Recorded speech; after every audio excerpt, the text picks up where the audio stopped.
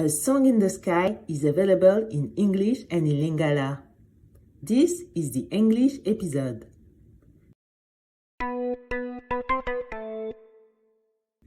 Previously on A Song in the Sky. Hello my friends, my name is Bénie.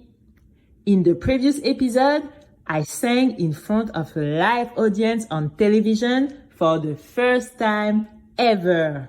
Yes, me, little Bénie from Kinshasa. Can you believe it? Me neither. And I was so nervous that I don't even remember what happened. But I think I did good because as soon as I finished singing, people from the audience and people watching the show from home all started voting for me. Amazing, eh? I was number 1. I was leading the votes. So that meant that maybe I was going to win the big ZARNACOM singing competition. Whoa, the dream of my life was about to come true. But as soon as they realized that I was number 1 in the vote, the other candidates started being very angry at me.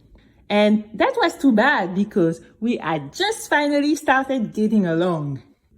But it's part of the competition, right? Some people are going to be happy and some people are going to be disappointed. It is what it is. Still, I wanted to go and talk to Elodie and Doreen, but they had both gone to the washrooms to hide and to cry. And I wanted to go and talk to Samantha too. She was second in the vote, so she still had a chance to win the competition. We both had to come back to the stage and sing a second time before the public's final vote.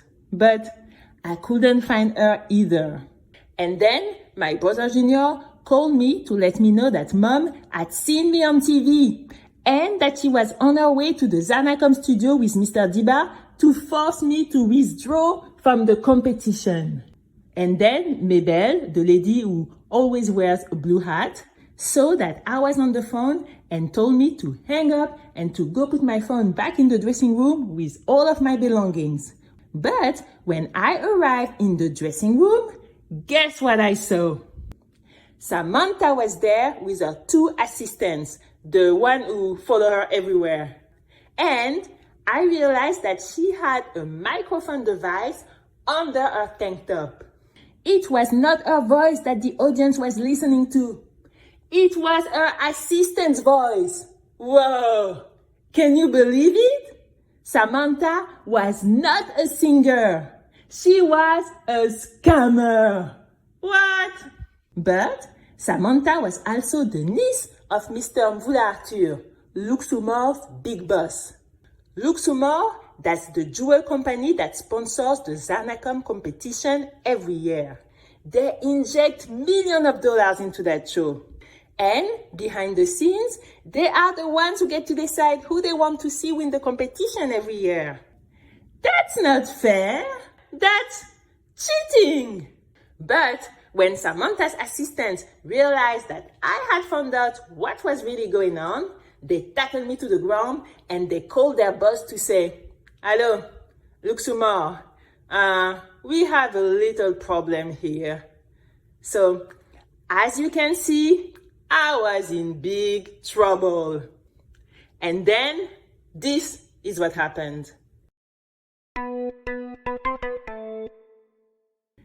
Mr. Arthur, Luxembourg's big boss, and Mr. Augustin Sergio, ZARNACOM's president, arrived in dressing room number 3 in less than 2 minutes. And they were pissed.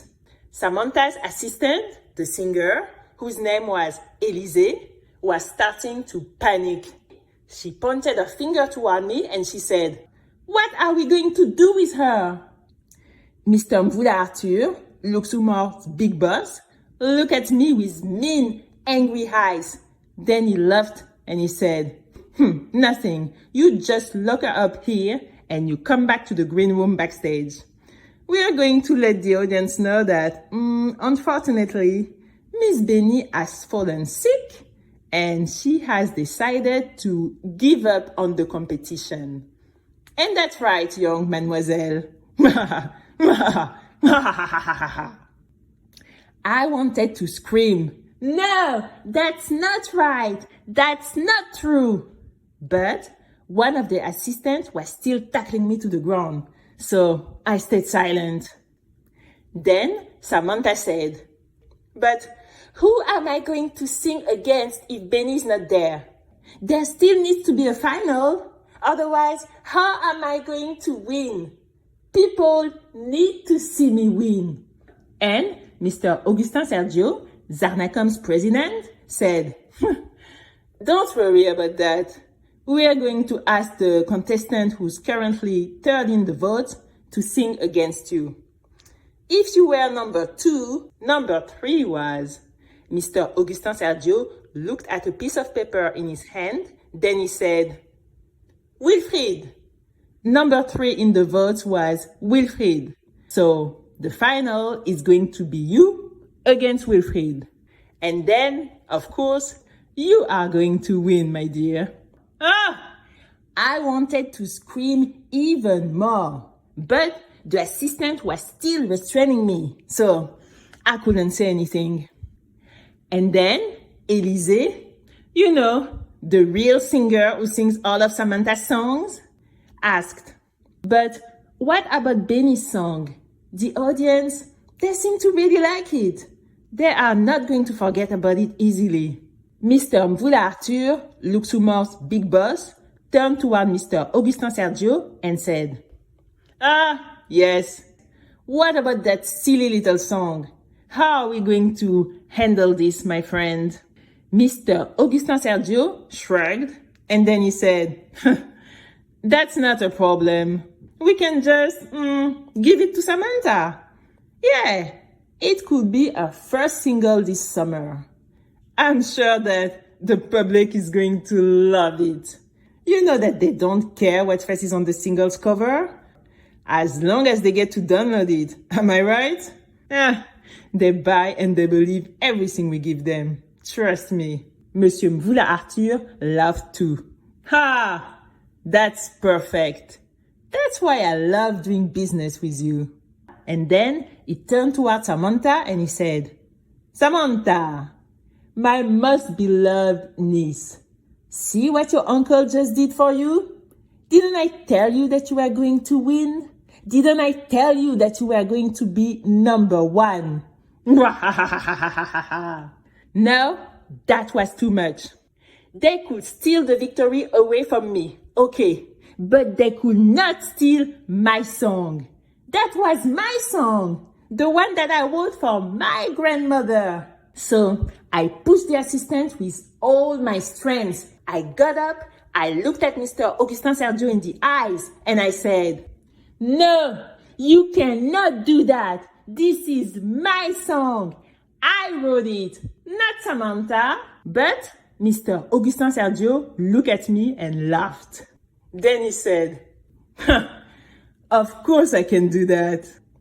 He showed me some of the papers that he was holding in his hands, and he said, "Did you forget that you signed some paperwork yesterday when you registered? Those papers say that you gave us permission to use any song of yours that you'd sing during the competition." I suddenly remembered those papers that I signed when Madame Nebel had given me my participant number and had taken my picture. I had not read any of them before signing. That's what it was? Oh no! I didn't even know what to say. Everything was falling apart. Then Samantha, her 2 assistants, Mr. Augustin Sergio and Mr. Mvula Arthur, all left the room, and all I could hear was the sound of the door lock. Click! I was trapped. Oh no, I wanted to cry. I started thinking about my grandmother and about my star in the sky.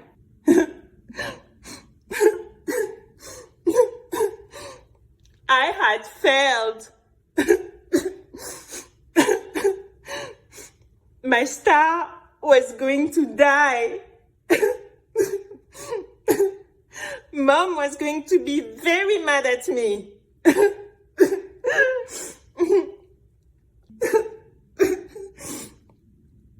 And then I remembered, oh, Mom is on her way to the studio. That's what Junior had said.